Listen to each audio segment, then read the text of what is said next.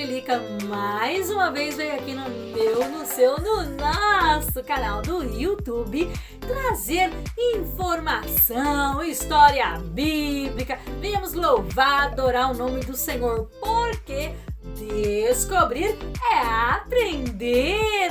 Mas antes, se você não é inscrito, vai lá e clica aí nesse letreiro vermelho aí no seu computador, no seu celular, aonde você tiver, nessa telinha aí, tá bom? Só clicar neste letreiro vermelho escrito subscrever, automaticamente você vai estar inscrito. Não se esqueça de ativar o sininho das notificações. Clica no sininho, porque toda vez que eu postar vídeo, chega recadinho pra você, tá bom? E também deixe o seu valioso like. Bora cima! Agora, sem mais delonga, vamos para o assunto da vez!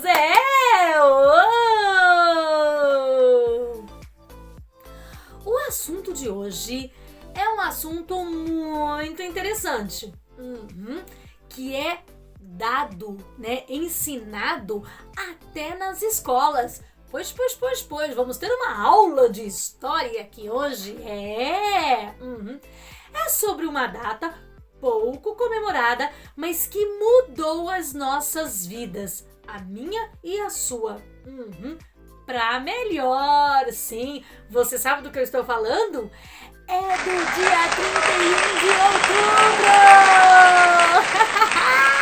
Mas muita calma nesta hora, porque eu não estou falando de Halloween! Eu estou a falar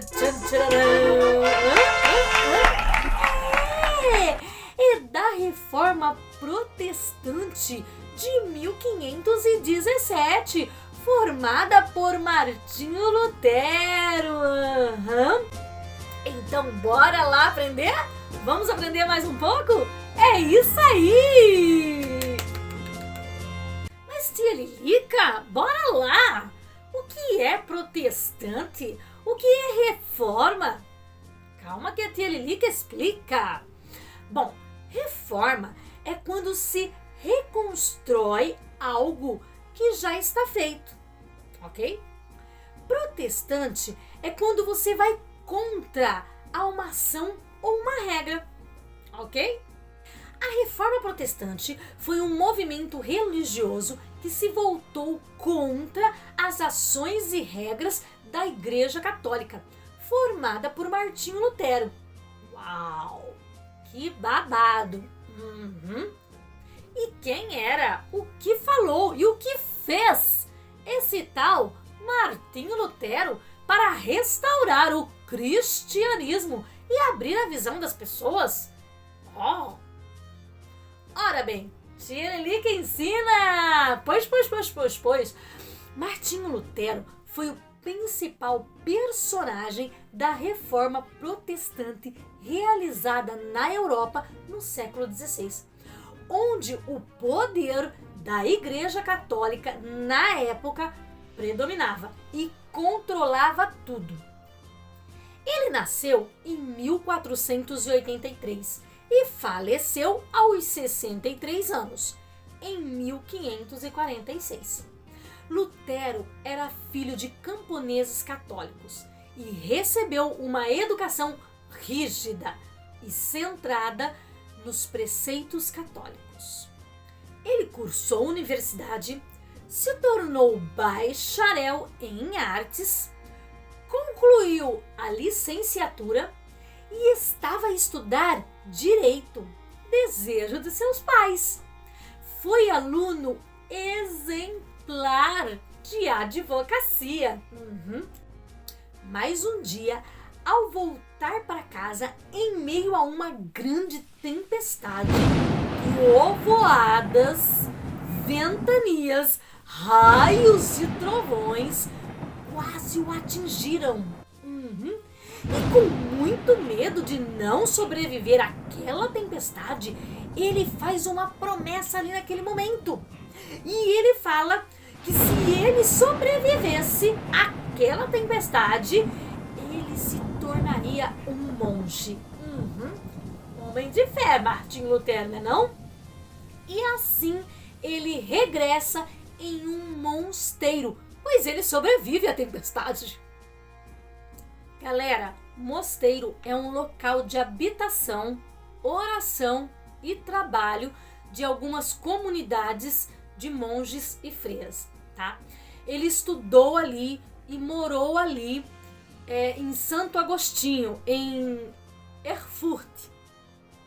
Ele se formou em um monge e, com o passar dos anos, após ter se formado, começou a lecionar teologia na Universidade de Wittenberg, tá? Ele era um sacerdote católico alemão, tá bom? E agora, como padre, ele tinha acesso à Bíblia. Ele temia muito a Deus, fazia muitas orações, jejum todos os dias ao Senhor. Mas nada disso lhe tirava a perturbação de seu coração em se sentir bem com Deus. E ao começar a ler e a entender as Escrituras Sagradas, Deus lhe mostrara que através da palavra, a Bíblia Sagrada, o justo viverá apenas pela fé. E não é com obras ou dinheiro que conquistaremos a nossa salvação, a vida eterna. Todos sabem que Jesus vai voltar para nos buscar. E nos dar salvação para ir morarmos no céu. Pois. E sim, com a confissão de nossos pecados a Jesus Cristo e confiando na sua obra redentora. Está lá no livro de Hebreus, capítulo 10, no versículo 38. Porém, nesta época, a liderança da Igreja Católica estava corrompida, pois os padres, eles estavam a vender a salvação, vendiam indulgências, ou seja, pagamento pelo perdão espiritual dos pecados. Estavam a negociar o Evangelho de Cristo, até em benefício próprio. Eles também estavam a fazer práticas de simonia, exatamente. Vendiam favores divinos, bênçãos, cargos eclesiásticos e supostas relíquias sagradas, tudo por dinheiro. Quer ver um exemplo? Na época eles estavam a vender leite de Maria, lágrimas de Maria, suor de Jesus, pedaços da cruz de Jesus. Coincidência, né, gente? Isso foi no século XVI. Mas hoje, em pleno século XXI, nós vemos muitas lideranças de igrejas protestantes a vender dentro das igrejas tijolo ungido, martelo da justiça, água ungida, areia de Israel, água do Rio Jordão, a areia do deserto do Saara, óleo ungido. Gente, areia do deserto onde Moisés pisou. Para com isso. Para. Tá tudo errado isso aí. Misericórdia. Esses dias Tirilica viu, ficou horrorizada. Eu falei, não acredito. Isso é verdade? É sério? Pois. Garrafinha com água mineral a ser vendida, né? Dizendo, banho libertador. Basta tomar um banho, eles oram naquela garrafinha de água mineral, basta tomar um banho e a pessoa vai ser liberta das drogas, vai ser liberta do vício do álcool, vai ser liberta da bebedeira, vai ser liberta de qualquer vício, de qualquer coisa ruim. Isso não existe. Não, pelo amor de Deus. Entendeu? Rosa vermelha. Pega a rosa, coloca no lugar mais alto de sua casa e todas as energias ruins que ali aparecer vão ser lançadas naquelas rosas. Aí você pega aquela rosa, volta na igreja, dá uma ofertinha de amor, nós vamos ungir você e vamos queimar a rosa e todo mal será queimado com ela. Isso tá escrito na Bíblia? Aonde? Por favor, comente aqui nos comentários. Eu quero saber. Isso são heresias, falsas doutrinas e rituais que levam as pessoas desesperadas, com os seus problemas, porque quando a gente está desesperado, a gente fica cego, né? A gente fica desorientado a se desviar do verdadeiro evangelho de Cristo, da palavra de salvação. A primeira, a segunda e a terceira epístolas de João, no livro de João, na Bíblia, fala muito sobre isso. Voltando para o século XVI, até o Papa da época, Papa Leão X, oferecia as indulgências para aqueles que contribuíssem com dinheiro para a construção da Igreja Basílica de São Pedro. Martinho Lutero, vendo tudo isso, ficou revoltado, que nem a gente fica hoje, né, gente? Ficou chocado, pois, estudando a Bíblia diariamente, ele não encontrava nenhum trecho bíblico, né, na nossa Bíblia Sagrada, que defendesse essas práticas, esses rituais, essas falsas doutrinas. Para Lutero, esse comportamento era e é abusivo. É um abuso da fé, da inocência das pessoas. Antes de Lutero, já haviam casos de cristãos que contestavam princípios e práticas da Igreja Católica. A partir das pregações de Pedro Valdo, os valdenses também contestaram. Também tem o Jan Hus e tem o Johnny Wycliffe, acho que é isso que fala, né? O Jan e o John, que também questionaram a riqueza da Igreja Católica da época. A acumulação do poder temporal, corrupção existente no clero e a riqueza excessiva da Igreja Católica na época. Então, Martinho Lutero tem uma atitude revolucionária e corajosa, pois. Ele pega sua caneta tinteira de penas e escreve 95 teses e prega na porta da igreja do Castelo de Wittenberg, no dia 31 de outubro de 1517. Era comum se pregar documentos, publicidades, cartas, entre outros, na porta da igreja do castelo, que também servia como mural informativo. Vale ressaltar, gente, que Martinho Lutero não queria briga com ninguém, muito menos com o Papa, líder religioso. Tá doido? Imagina! E muito menos fundar uma igreja própria. Pois. Ele só queria que a igreja revesse o comportamento moral corrupto e antibíblico que eles estavam tendo na época. Ele tinha certeza que aquilo ali não era correto. Fato.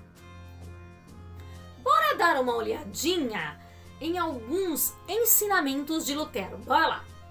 Ele estava propondo, né, a eliminação do celibato. Era a proibição do comprometimento ou casamento de um líder religioso com uma mulher, né, com uma outra pessoa. Eliminação das imagens sagradas, adoração a santos, idolatria, a fé em imagens. A livre interpretação bíblica. Algo que na época a Igreja Católica condenava. Somente a liderança da Igreja Católica é que tinha o poder e podia interpretar a Bíblia. Ele queria que as pessoas tivessem acesso à Bíblia e na língua local, tá? Outra coisa, enriquecimento excessivo da igreja com o dinheiro dos fiéis. Enquanto muitos pereciam de fome, frio e necessidades, a igreja estava excessivamente enriquecendo. Não podemos esquecer também os 5 pilares da Reforma Protestante, que são as 5 solas. Bora lá? É isso aí! A primeira é somente as Escrituras, ou seja, sola Scriptura. Tudo que somos, tudo que cremos, tudo que fazemos precisa estar em obediência com a Bíblia. Ela é a palavra de Deus, somente ela. Leia 2 Timóteo 3, versículo 16 e 17. Somente Jesus, solos Christus. Não existe outra forma de termos um relacionamento consertado com Deus, a não ser por meio de Jesus Cristo. Leia 1 Timóteo, capítulo 2, no versículo 5. Somente pela graça, sola gratia, yes! A graça é um presente dado pra gente sem a gente merecer. Não somos salvos pelo que fazemos e nem por dinheiro. A salvação é de graça, pela graça. Quem pagou o preço foi Jesus Cristo morrendo na cruz pelos nossos pecados. Leia Efésios capítulo 2, versículo 8 e 9. Somente pela fé, sola fide, yes! Para sermos salvos, é preciso ter fé em Jesus. Fé é um dom de Deus. Leia lá Gálatas, capítulo 3, versículo 11. Glória! Somente a Deus! Só lhe deu glória! Exatamente! Tudo que fizemos, tudinho, é para a glória de Deus. Ele deve ser prioridade, primeiro em tudo. Muitas vezes a gente pensa, né? Eu conquistei, eu fiz. Não. Se não é Deus te abençoar, te dar saúde, te dar graça, não somos nada, não conseguimos fazer nada. Leia lá, 1 Coríntios capítulo 10, no versículo 31. Martinho Lutero, gente, estava protestando, dizendo, olha, não é assim. O que se passa? A Bíblia não diz isso. Ele protestava. Daí que vem Reforma Protestante. Hoje, infelizmente, também como no século XVI, algumas igrejas vivem pregando grandes heresias, falsas doutrinas e até teologia da prosperidade, gente. Evangelho da prosperidade. Vem para Jesus que você vai enriquecer. Você não vai ter mais problema. A Bíblia não ensina isso. Deus, ele te dá graça para suportar e sabedoria em como lidar com os problemas. Precisamos ler a Bíblia, estar baseado na Bíblia para conhecermos melhor a Deus e para não sermos enganados com falsas promessas, com falsas palavras. Antigamente, na época de Lutero, as pessoas não tinham acesso à Bíblia, mas através da Reforma Protestante de Martinho, hoje temos acesso a ela. E é só ler a hora que quiser. Lembre-se, descobrir é aprender. A Bíblia adverte no livro de Oséias, através do profeta, e diz: o meu povo está sendo destruído por falta de conhecimento. Está lá no livro de Oséias, no capítulo 4, no versículo 6.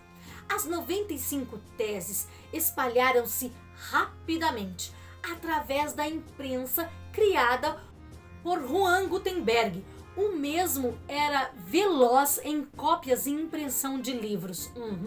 O ensinamento de Lutero conquistava seguidores por toda a Europa, conhecidos como luteranos.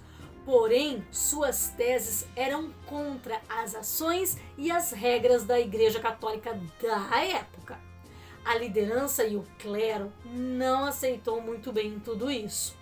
Então, em 1520, o Papa Leão X enviou uma carta a Lutero, pedindo para ele se retratar das suas 95 teses, mas isso não aconteceu. E em 1521, o imperador romano Carlos V, aliado ao Papa, convocou uma assembleia para julgar Lutero. Isso mesmo, é a Dieta de Worms. Pois. E nessa assembleia, Dieta de Worms, Lutero reafirmou ali todas as suas teses, o que resultou na sua excomunhão da Igreja Romana e a sua condenação como um fora da lei, pois ele foi excomungado da Igreja Romana pelo imperador Sacro Império Romano Germânico. Boa parte da nobreza alemã se identificou com os ensinamentos de Lutero. Boa parte dos príncipes alemães apoiaram, dando a ele proteção militar. As teses de Lutero tiveram um grande impacto religioso, político, cultural, econômico. E as suas teses condenavam a avareza, paganismo na igreja como abuso papal, luxúria do ouro e da prata e promiscuidade do clero, venda de um pedacinho de terreno no céu. Na época, Lutero colocou a Bíblia acima da religião da igreja. Após ser condenado, excomungado pela Igreja Católica, a mesma baniu todos os seus livros e passou a persegui-lo. E para protegê-lo da perseguição de quem queria a tua vida, alguns amigos de Lutero o esconderam no castelo de Wartburg, forjando-lhe um sequestro, a qual ele havia sido morto. Porém ali, durante esse tempo escondido neste castelo, ele passou os seus dias se dedicando a escrever, traduzir o Novo Testamento do latim para o alemão. E mais tarde, dedicou-se ao Antigo Testamento, trabalhando com vários outros teólogos e linguistas que ajudaram a traduzir o Antigo Testamento. Lutero ainda se casou com uma ex-freira, Catarina Vambora, exatamente.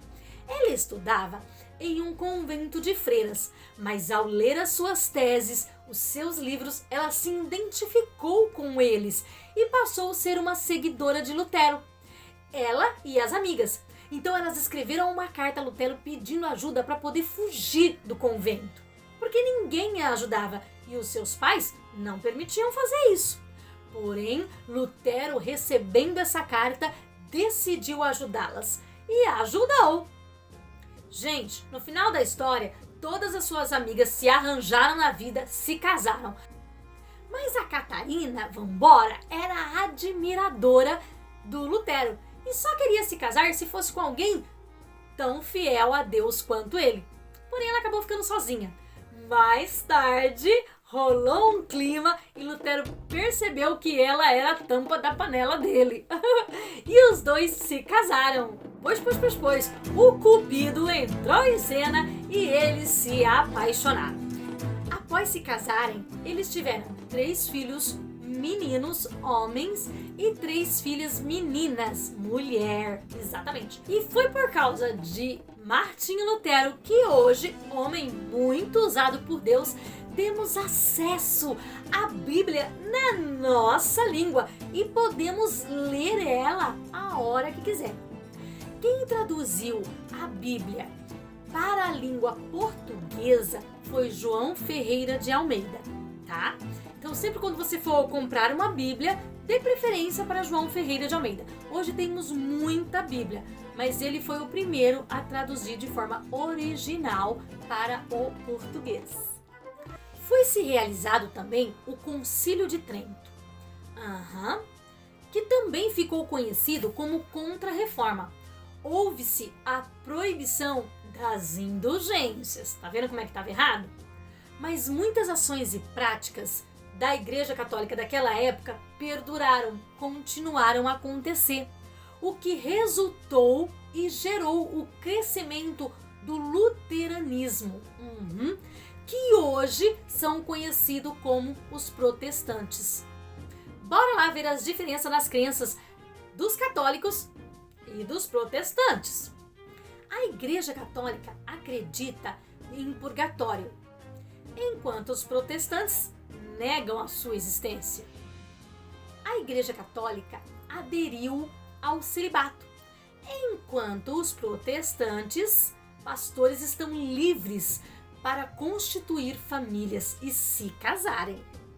A Igreja Católica acredita que pela fé e obras somos salvos, enquanto os protestantes acreditam que basta ter fé para ter a salvação, pois as obras são decorrentes da fé. A Igreja Católica, na Santa Ceia, eles acreditam na doutrina da transubstanciação. Os luteranos protestantes, no pão e no vinho, representam o corpo e o sangue de Jesus Cristo.